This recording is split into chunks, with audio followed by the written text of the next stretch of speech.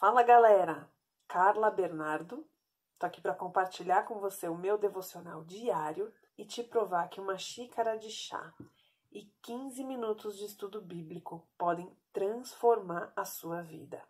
Livro de Lucas, capítulo 11, versículos de 37 a 54. Jesus condena a hipocrisia dos fariseus e dos peritos da lei. Tendo terminado de falar, Jesus, terminou de falar, que é em relação ao texto anterior, um fariseu o convidou para comer com ele. Então, Jesus estava pregando, foi convidado pelo fariseu para ir comer na casa dele. Então, Jesus foi e reclinou-se à mesa. Eu já falei isso aqui em outros vídeos. Por que a gente vê reclinou-se à mesa? Porque a mesa nessa época não era como a gente usa hoje, com cadeiras, né? A mesa era baixa, na altura de uma mesa de centro, que a gente usa hoje. O chão era forrado com tapetes e almofadas, e as pessoas sentavam no chão para comer. Então, se reclinava, comia meio deitado, assim, reclinado na almofada, tá? Era um tempo de comunhão. A refeição era demorada, como deveria ser até hoje, Então, reclinou-se à mesa, isso, sentou no chão, deitou. Mas o fariseu, notando que Jesus não se lavara cerimonialmente. Não é como hoje que a gente lava a mão antes de comer por higiene. Tinha um ritual de purificação. É esse ritual aqui que o fariseu notou, tá? Antes da refeição, ficou surpreso. Jesus era um mestre, E os mestres tinham que seguir esse ritual. Então, o Senhor lhe disse, o Senhor, Deus, S maiúsculo, Jesus. Vocês, fariseus, limpam o exterior do corpo e do prato, porque também existe um ritual para lavar os utensílios antes de comer. Mas interiormente estão cheios de ganância e maldade. Vocês estão se limpando por fora, mas por dentro vocês estão podres. Insensatos. Quem fez o exterior não fez também o interior? Ou seja, o Deus que fez o lado de fora, que vocês limpam, também não fez o lado de dentro? A alma, as intenções. Mas deem o que está dentro do prato como esmola, ou seja, a parte externa, isso aqui que vocês estão fazendo, a limpeza, a comida, sejam caridosos, olhem para os pobres e verão que tudo ficará limpo em vocês. Ou seja, Jesus está falando aqui, sejam caridosos, dê esmola da comida e você vai ver que tudo vai ficar limpo, dentro e fora.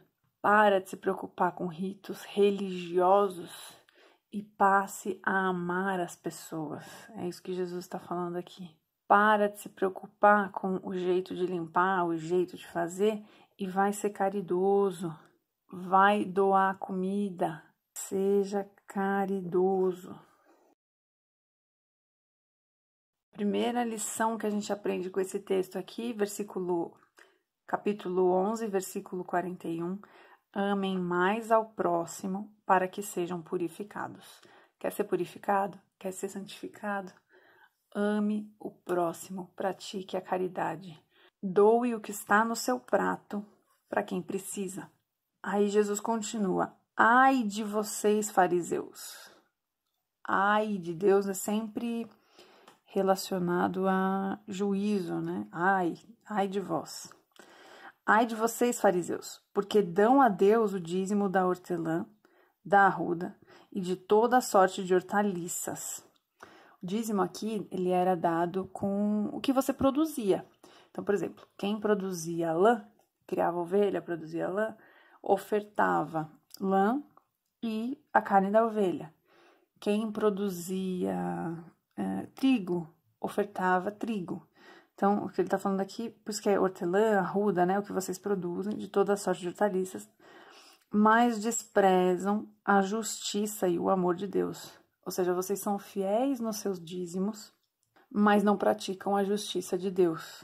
Aí, olha o que Jesus vai falar. Isso aqui é maravilhoso, porque tem muita gente que inventa 1 milhão de desculpas para não devolver o dízimo.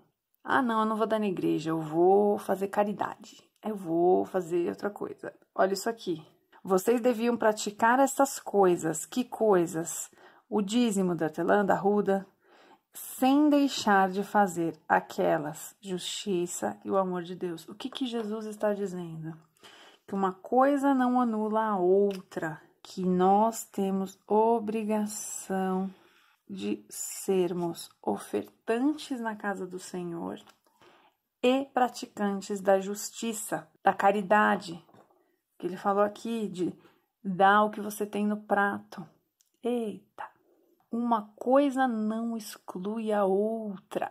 Ah, eu vou deixar de devolver o meu dízimo, mas eu vou direcionar para tal lugar. Não, você tem que fazer os dois. Você oferta na casa do Senhor e você oferta na vida do seu irmão. Aí pensa que acabou? Não, tem outro ai aqui, vamos lá. Ai de vocês, fariseus, porque amam os lugares de honra nas sinagogas e as saudações em público. Ou seja, o orgulho de vocês é enorme, né? Vocês gostam de serem vistos, honrados. Vocês amam os títulos. Ai de vocês, de novo, porque são como túmulos que não são vistos, por sobre os quais os homens andam sem saber. Vocês estão mortos. Vocês são como túmulos. Tudo dentro de vocês, Jesus estava falando lá em cima de purificar o interior e o exterior, tudo dentro de vocês está morto. E as pessoas passam por cima sem saber que estão pisando em túmulos. Olha que forte, gente. Imagina Deus falando para você que você é um túmulo, que você está morto, que você está todo estragado. A gente não pode ler a Bíblia, sempre que se refere a fariseus, a gente tende a ler distanciado. Tipo, ai, olha só o vilão, eu sou a mocinha, o mocinho. Querido, se você está uma vez na igreja há um tempo, a gente corre sérios riscos de virar essas pessoas aqui. Então, sempre que Jesus fala para os fariseus, tenha isso para você.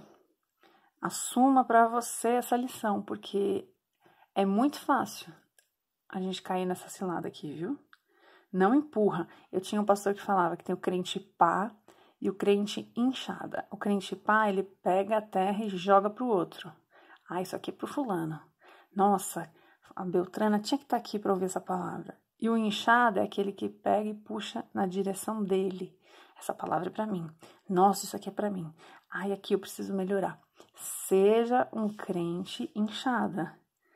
Você corre sérios riscos de virar um fariseu. Então, sempre que Jesus fala para os fariseus, não empurra para o outro, não. Faz uma autoanálise aí, olha para dentro de você e vê onde é que você está tropeçando ou prestes a tropeçar, ok?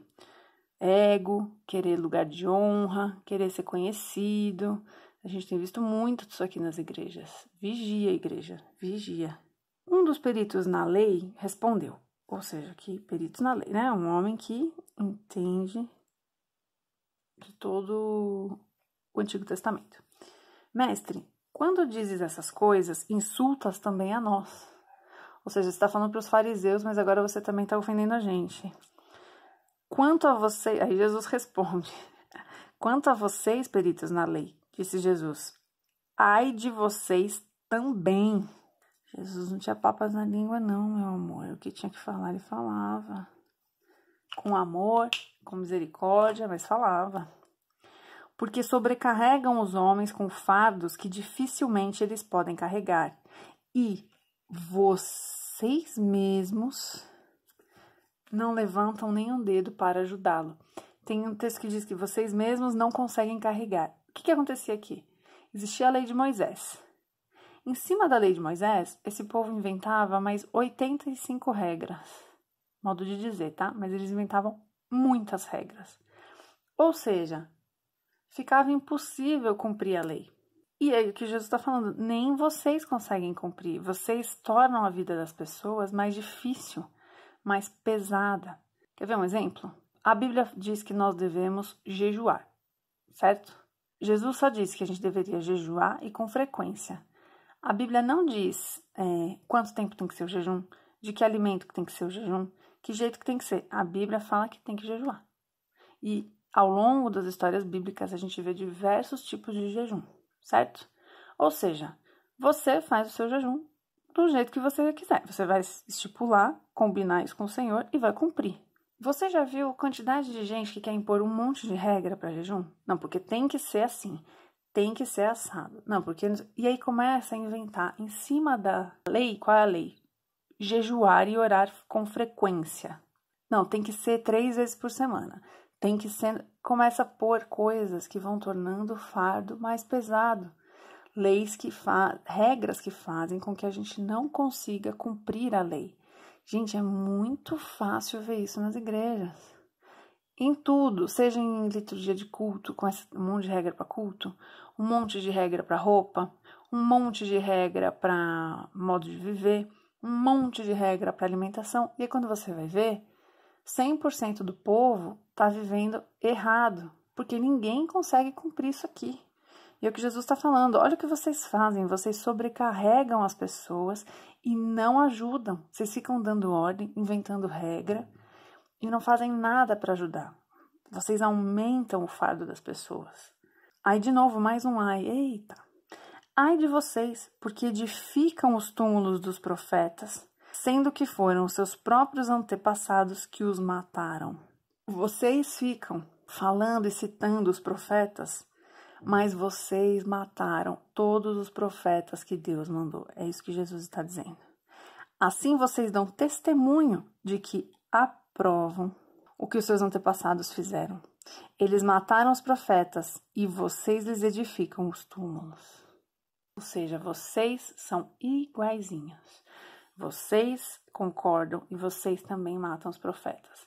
Por isso, Deus disse em sua sabedoria: eu mandei a vocês profetas e apóstolos, dos quais eles matarão alguns e a outros perseguirão.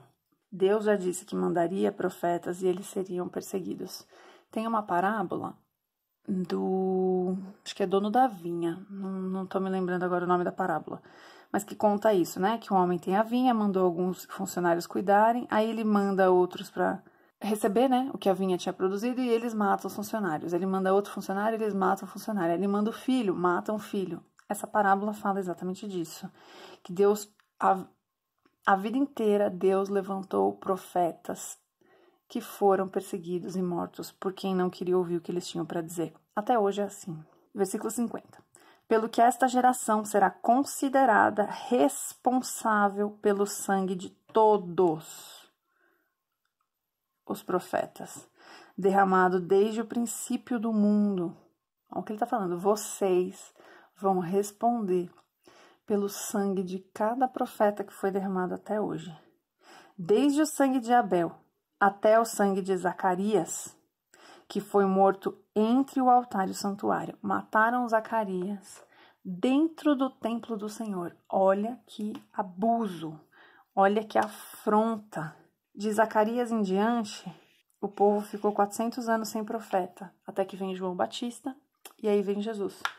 Ou seja, Jesus está falando de Abel, né? Quem conhece a história, Caim matou o próprio irmão Abel por inveja, porque Abel fez uma oferta que agradou a Deus.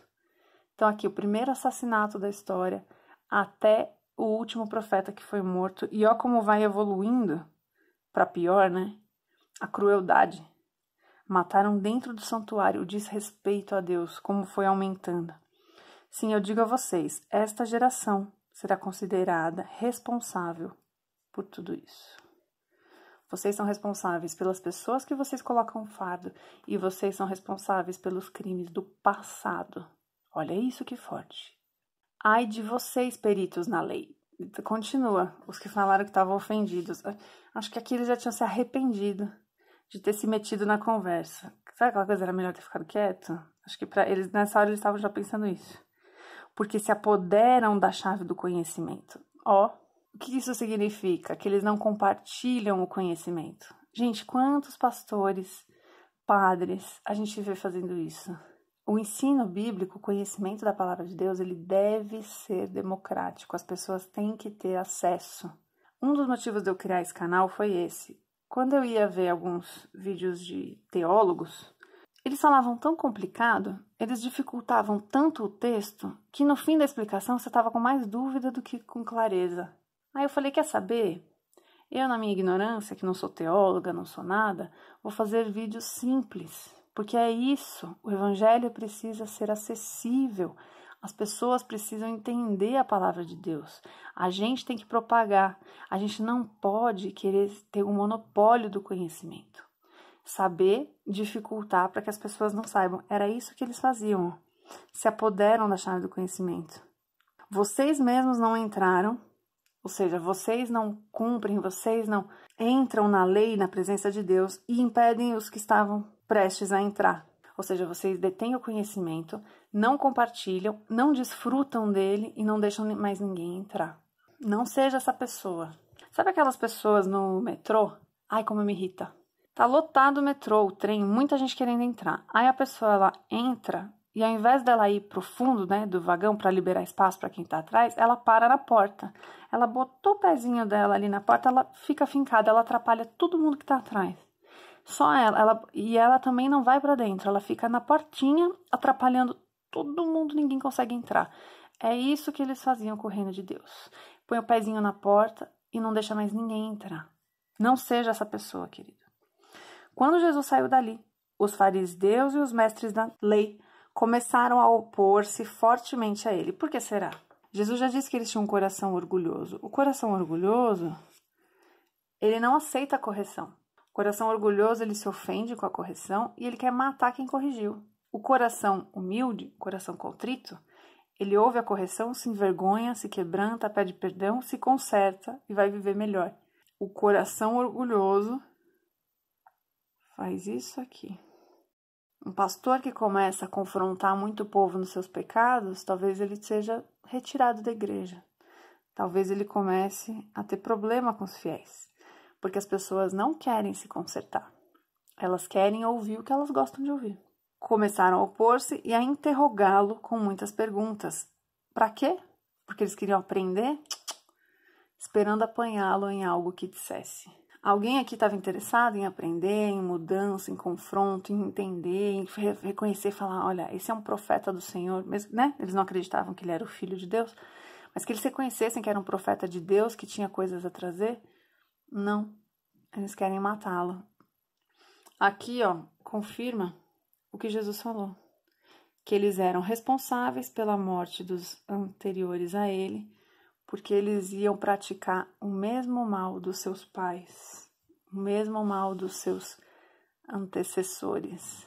Que o orgulho, meu querido e minha querida, não te faça um assassino de profetas. A minha oração hoje é para que o seu e o meu orgulho seja quebrado, picado, moído, para que o nome do Senhor seja glorificado. Porque enquanto existir orgulho, nós somos sérios candidatos a sermos assassinos de profeta. Que Deus te abençoe.